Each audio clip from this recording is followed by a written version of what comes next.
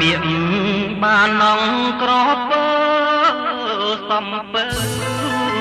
ត្រែងដំណាំងក្តៅអនុស្សាវរីយ៍ស្ទឹងពេជ្រមិញចិនដាយើងឃ្លាតគ្នាឆ្ងាយអាឡ័យភាំងត្រាតាយស្ងួនកុមារខ្ញុំមកថ្ងៃណានឹងបានជួបមកវិញបៃលិនអូតងតាមដងព្រៃធំហាបាតនៅចិនយំនៅតាមដងភ្នំជំរំសោធីប៉ាហ៊ីអូនអើយយើងធ្លាប់ជួបគ្នាក្រោមដួងចន្ទ្រាណាក់ថ្នមពុំងាអោបត្រង់បៃស្ពានយល់បាកាធ្លាប់នាំស្រីទៅភ្នំយ៉ាតចាំនៅពីងពេជ្រមេត្រីពីងដែលកូនស្មត់ថាខ្មាំងភាំងក្តីលើវៃវៃស្រីបំភ្លេចនឹងអស់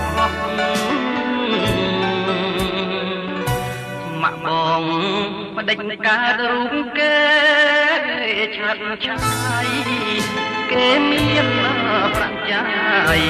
ហើយអ្វីរូបបងក្រគ្មានអ្វីសោះក្របនក្រតាំងក្រប្រាក់គ្មានឈ្មោះមិននឹកស្មានសោះណែហាដែលមកតែជាអស់សង្ឃឹម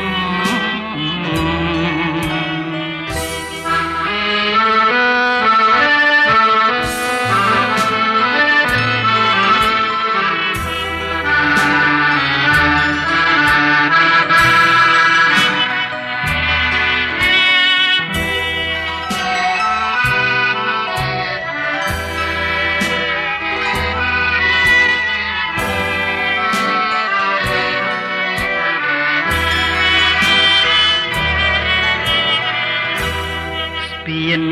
យល់បាកាត់ធ្លាប់នាំស្រីទៅនំយ៉ាបចាំនៅពីងពេជ្រមេត្រីពីងដែលកូនស្បត់ថាខ្មាំងពាក់ក្តីអីលើវៃវៃស្រីបំភ្លេចអស់ម៉ាក់បងបដិញកើតរូបគេឆាតឆាយគេមានប្រាក់ចាយได้អ្វីរូបបងក្រគ្មានអ្វីសោះក្របុនក្រសាក់ក្រប្រាក់គ្មានឈ្មោះមិននឹកស្មានសោះស្នេហាដែលស្មោះតែជាអស់សង្ឃឹម